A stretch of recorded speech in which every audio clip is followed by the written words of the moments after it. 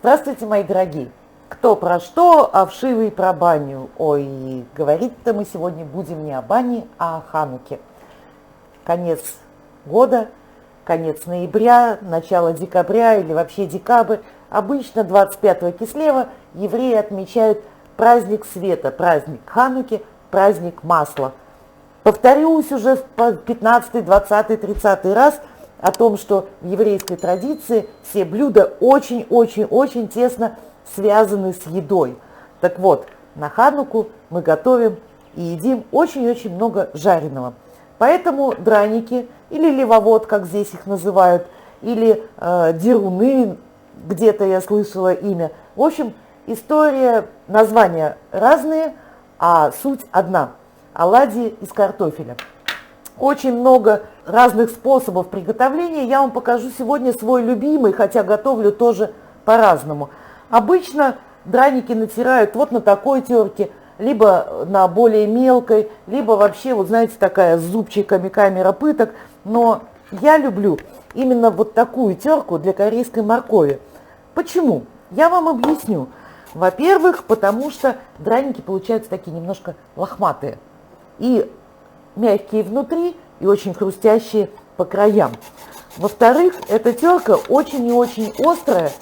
И когда мы натираем картофель на такой терке, выделяется намного меньше жидкости из него.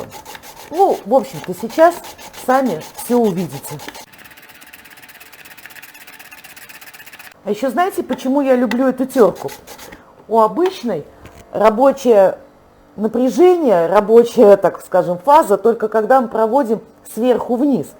А когда мы работаем на этой терке, то она трет и в одну, и в другую сторону. Поэтому натирать на ней ровно в 2 раза быстрее, чем на обычной.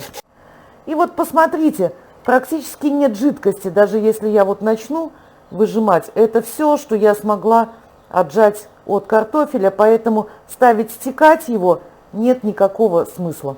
Ну а дальше, друзья, все просто и быстро. Ну, в общем-то, как я люблю. Немного соли, 2 щепотки, наверное, на килограмм. 1 яйцо, мне этого достаточно. И пару столовых ложек муки.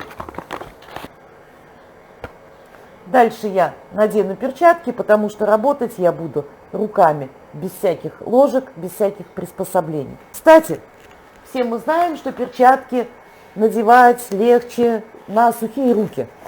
Так вот, я вам открою страшную тайну. Если вы намочите руки, то перчатки как влитые садятся на руку без каких-либо усилий. Сковородочка у меня уже греется. Немного растительного масла. Ну, как немного? 4-5 столовых ложек. Пусть нагревается. Замесить тесто – дело 1 минуты. Просто хорошо все перемешали. Чувствуете, что склеивается? Посмотрите. Все, значит, муки достаточно, всего достаточно. Смотрите, сюда можно добавить натертый лук. Сюда можно добавить какие-то овощи, мелко нарезать, например, перчик. Можно натереть немного моркови. Ну, в конце концов, друзья мои, вы можете сюда добавить фарш. И будут у вас такие драники с мясом. А я, вымесив тесто, беру небольшой комочек и выкладываю на сковородку. Придавливать буду прямо на ней. Вот посмотрите, какие они такие лохматенькие получаются в разные стороны. Вот все, что вылезло с краев, будет очень классно хрустеть на зубах. Посмотрите, видите, картофель уже потерял свой сырой вид сверху, значит, можно переворачивать. Вот такие красавчики у меня получаются. Жарим с другой стороны. Друзья мои, дранички я снимаю на бумажное полотенце. Выкладываю следующие. Вообще должна вам заметить, что, конечно, я никогда, честное слово, никогда не жарю драники на одной сковороде. Ставлю 2, 3 и сразу много и быстро. Но, снимая ролик для вас, я, конечно, делаю это таким образом. Пока жарятся, мы сделаем начинку. Что за начинка к драникам, спросите вы? На самом деле это не начинка, это будет такой некий сэндвич-драник. Что мне для этого нужно? Укроп. Палочки толстые, стебли нам не нужны. Я нарезаю мелко укроп, убираю его в мисочку. Не забывайте, что у вас жарятся драники. Пару зубчиков чеснока. Я люблю в этой истории много чеснока. Вы можете использовать гораздо меньше, так как нравится вам. Чеснок на мелкой терочке натираем к укропу. Такую добрую, хорошую столовую ложку вкусной сметаны. Смотрите, вот с такой горкой. И брынза, или сыр фета, или булгарит, как это называется в Израиле. Любой фирмы, любой марки, ровно то, что любите вы. Я достану, вот здесь у меня такой несколько кусочков брынзы. Она соленая. Попробуйте то, что купите вы. Если соли недостаточно, то нужно будет посолить. У меня брынза соленая. Я ее покупала уже не раз, но все равно проверю. Да, мне достаточно. То есть примерно 2 к 1. Одна часть сметаны, 2 части брынзы. Или наоборот, 1 к 2. И все это тщательно перемешиваем. Смотрите, вот такая намазка у нас получается. Она не жидкая, не густая. Если будет густовато, можно всегда добавить сметаны. Если очень соленая брынза, тоже можно всегда разбавить сметаной. Если не соленая, добавьте сюда соли, перца, каких-то специй. Посмотрите, вот такая вот намазочка, начинка для наших драников у меня получается.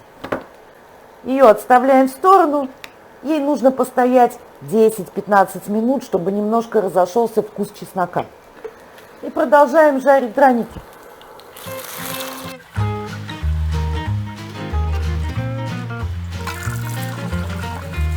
Дранички немножко подостыли. И теперь, что я делаю, это беру один, выкладываю на него начинку.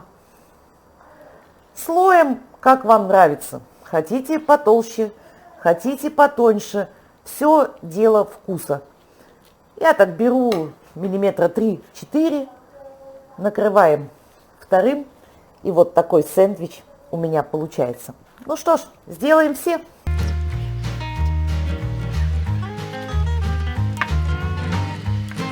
Он мягкий драник, а с краю вот эти вот зажаренные кусочки, это я вам рассказываю и понимаю, что я сейчас, первое, что я сделаю, это съем. Если бы не съемки, этот драник бы сейчас уже улетел ко мне в рот. Вот один остался у меня без пары,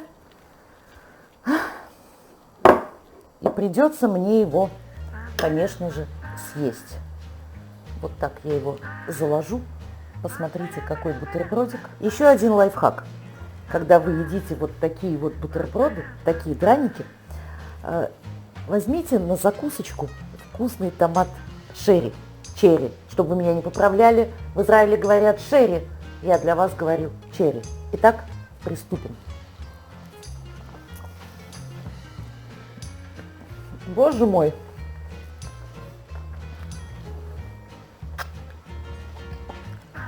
Чтоб я так жил. Это такое удовольствие. Готовьте, готовьте с удовольствием.